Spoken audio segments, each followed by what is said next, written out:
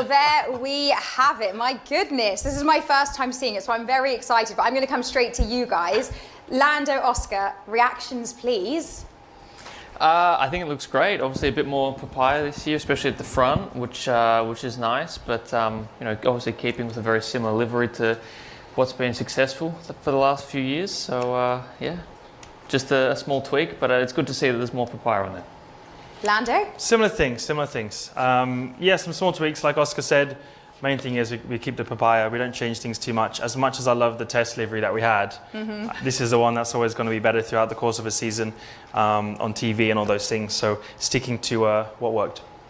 Now, Zach, the car looks noticeably different, but as the guys have touched on, livery is very similar, and as they've said, there is a reason for that. That's intentional.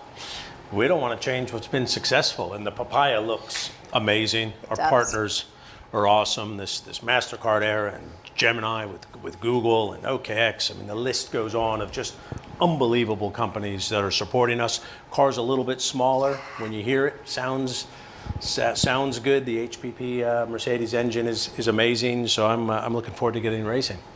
Now, Andrea, you've been in Formula One for 25 years. You've seen a lot. Is this car, this era of car, unlike anything you've ever seen before? Well, every generation of new cars brings a new character.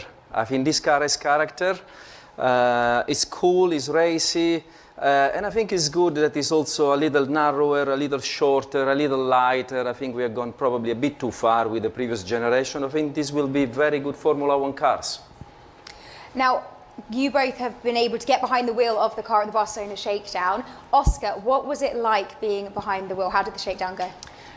It was good to get back out on track, and you know, I think experience, you know, just how different these cars are going to be from you know, various different angles that we mentioned before. But at the end of the day, it's still a Formula One car. It's quick, and especially in a straight line nowadays, the acceleration with these new engines is seriously impressive. So it's going to be fun to get back out again in Bahrain and get stuck into it properly in Melbourne. Lando, what kind of feel were you getting from the car behind the wheel? Did it remind you of one of the pre-ground effect cars that you drove when you first came into Formula One? I mean, it certainly feels different to all the ones that I've raced. So it's definitely more, you know, pre-2017, 18. So not really like I've driven, but more like almost like F2 in some ways, in terms of more power, a bit more undergripped. Which is going to make it more of a challenge behind the wheel, which is exciting. You know, it's our job to drive whatever we get driven in the end of the day. I sure hope it's not like our 2017 car.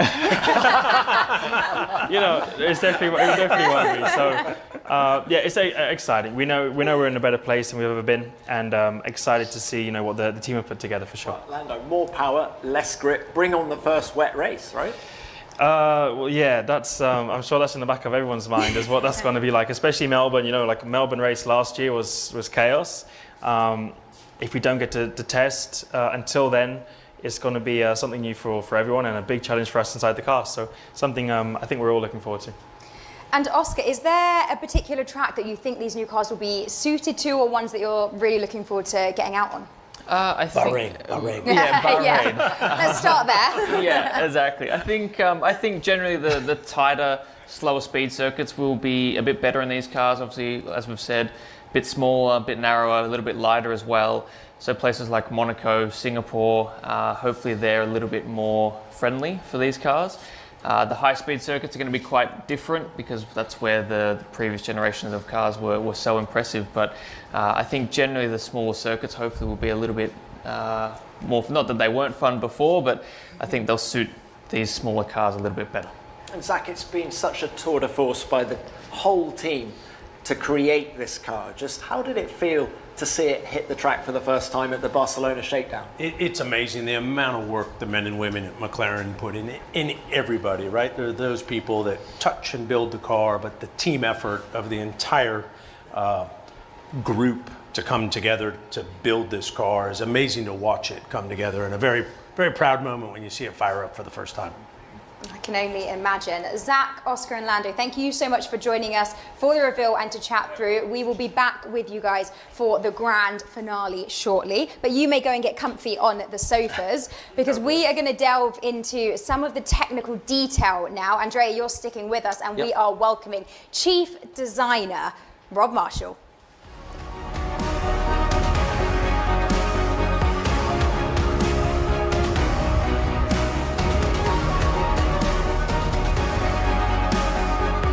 Hello, Rob. Hi. Lovely to have you with us. Thank you for joining us.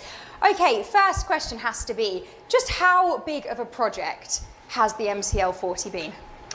Well, there's at least 18 months of work behind the making of this car, lots of design, lots of innovation, production, manufacturing. It's been a huge undertaking, but no one is more qualified than Rob to actually explain it. So I would hand it over to you, Rob. Okay.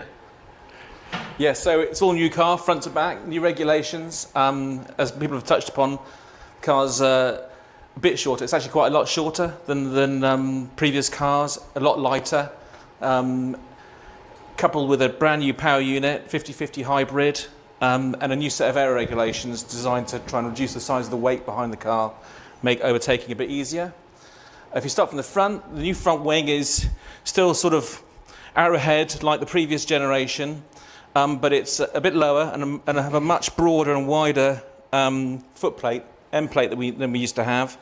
And also the front wing is now actuated, much like the old DRS. These new cars have got a straight line mode where both the front and rear wings will move their flaps to reduce the drag on the car and help the car get down the straights faster. There's quite a lot of freedom on how you actuate that. I think we'll see different solutions from different cars on the grid.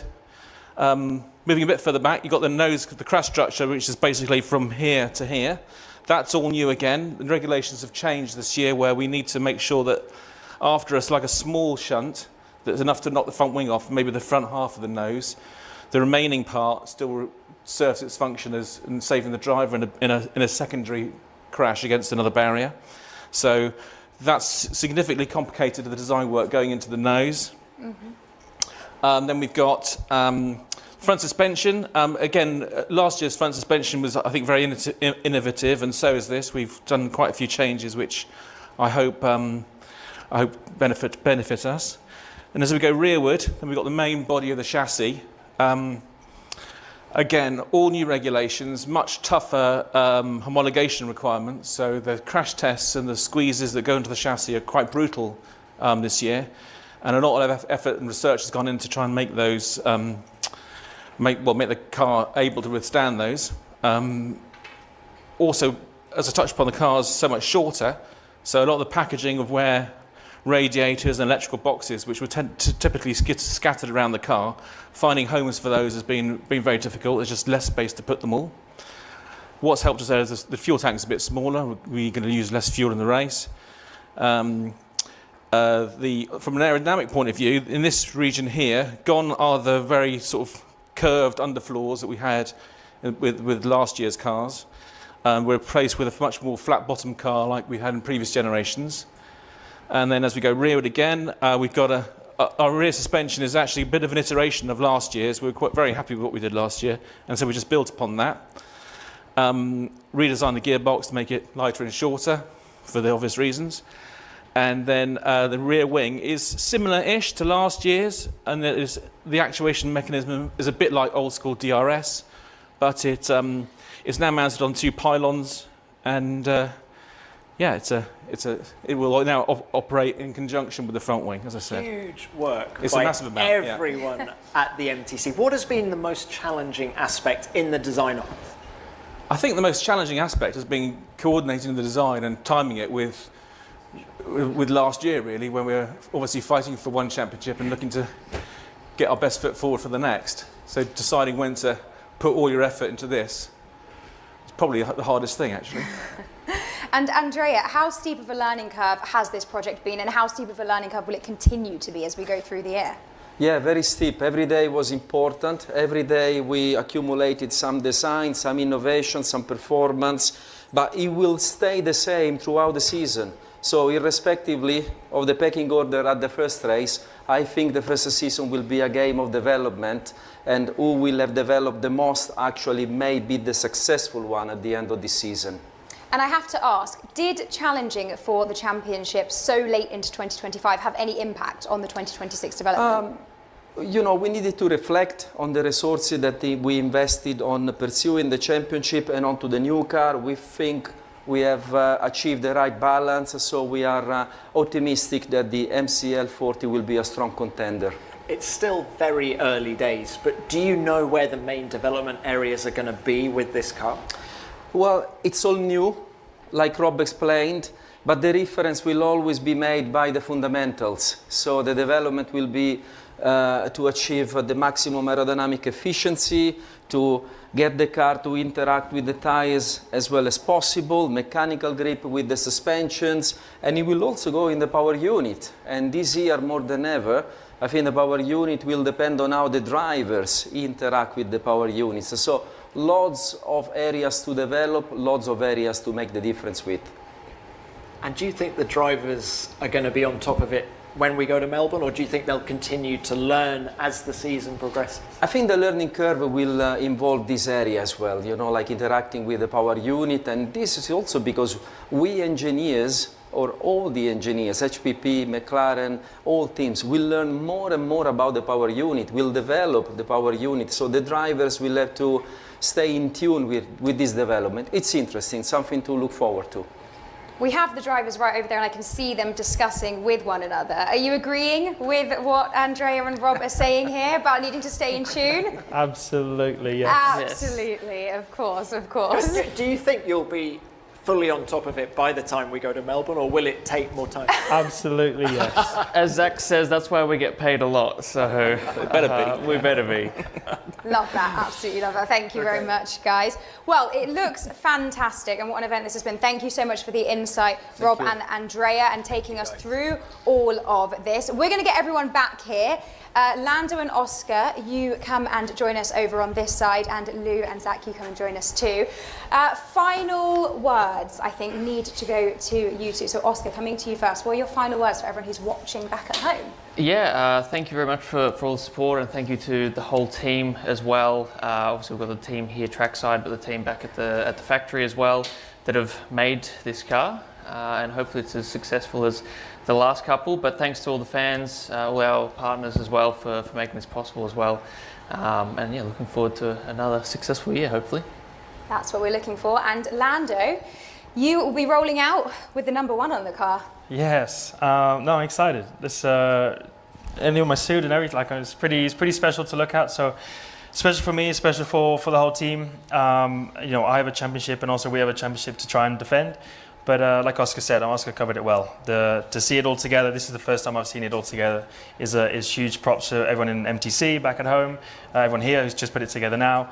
And it's nice to reveal it here in Bahrain, but our second home as a team. So a pleasure and excited to get behind the wheel. Thank you very much. Thank you all for joining us, and good luck for the season ahead. Für mehr Videos einfach abonnieren.